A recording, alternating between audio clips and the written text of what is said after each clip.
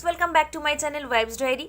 सो friends, आज मैं share करने वाली हूँ coconut water and green tea toner, जो ऑयली स्किन और सेंसिटिव स्किन के लिए बहुत ही इंपॉर्टेंट है। तो फ्रेंड्स, चलिए इसका प्रिपरेशन देख लेते हैं। रूटीन में बहुत ही इंपॉर्टेंट पार्ट है, क्योंकि ये स्किन को हाइड्रेटेड रखने में, रिफ्रेशमेंट देने में, एक्स्ट्रा डार्क को निकालने में भी बहुत ही हेल्पफुल है। तो ज़रूर ट्राई कीजिए। पर 1 चम्मच ऑर्गेनिक ग्रीन टी यूज़ कर रही हूँ। Green tea ready. तो मैं अब ये green tea and coconut water दोनों को ही फ्रीज में आधे घंटे के लिए ठंडा होने के लिए रख दूंगी। करने के लिए हम लोग हाफ बॉटल लेंगे green tea water and second half bottle लेंगे कोकोनट वाटर। अच्छी तरह से शेक करके फ्रीज में डाल देंगे और 1 वीक्स तक आप लोग यूज़ कर सकते हो। ये ऑयली स्किन और सेंसिटिव स्किन के लिए बहुत ही हेल्पफुल है, और समर में तो बहुत ही ज़्यादा।